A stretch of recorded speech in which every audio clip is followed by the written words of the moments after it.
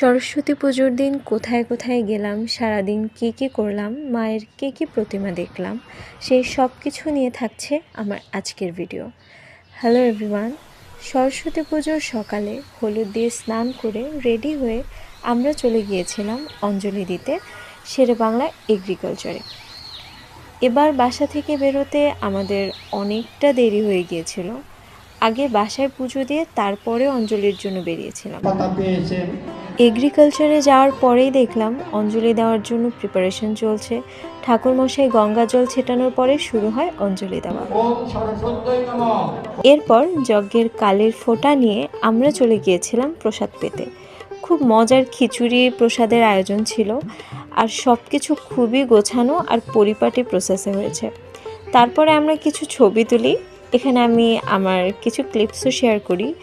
সন্ধ্যায় আবার আমাদের একটা বিয়ের নিমন্ত্রণে যাওয়ার কথা থাকায় আমরা ঠিক করি এখান থেকেই জগন্নাথ হলের জন্য রওনা হব। নর্মালি আমরা অঞ্জলি দিয়ে বাসায় আসি, ফ্রেশ হই, দই চিড়া মুড়ি খাই, তারপরে সন্ধ্যায় বা বিকেলে প্যান্ডেল হোপিংয়ে বেরোই। কিন্তু এবার আমার বাবারও ছুটি ছিল, তাই আমরা সপরিবারে চলে যাই জগন্নাথ হলের পুজো দেখতে। কারণ রাতের বেলা তো আমরা নিমন্ত্রণে যাব, তো যে কারণেই দিনের বেলাতেই আমরা ডিসাইড করি যে পুজোটা দেখে নিই।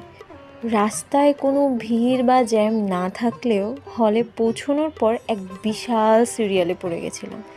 বেলা বাড়ার সাথে সাথে যেমন রোদের তীব্রতা বাড়ছিল, তেমনি বাড়ছিল মানুষের আনাগোনা আর প্রচুর গরম।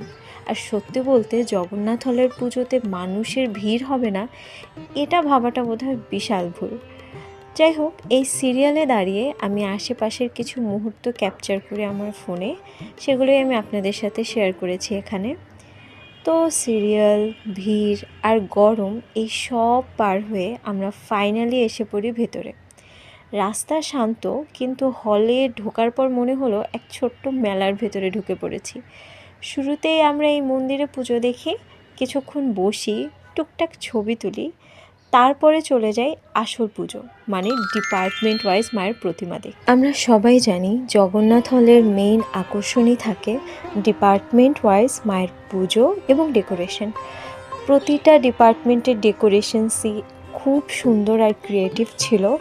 আমি সবগুলো ভিডিও এখানে দিইনি, এতে ভিডিও অনেকটা বড় হয়ে যাবে, তবুও ট্রাই করছি কিছু ভিডিওস আপনাদের সাথে শেয়ার করার জন্য।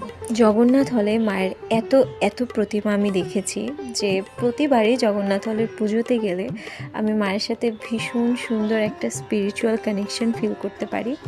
যেমন এখানে মাকে অনেক বেশি রাজকীয় লাগছে, এখানে মাকে খুব মিষ্টি লাগছে।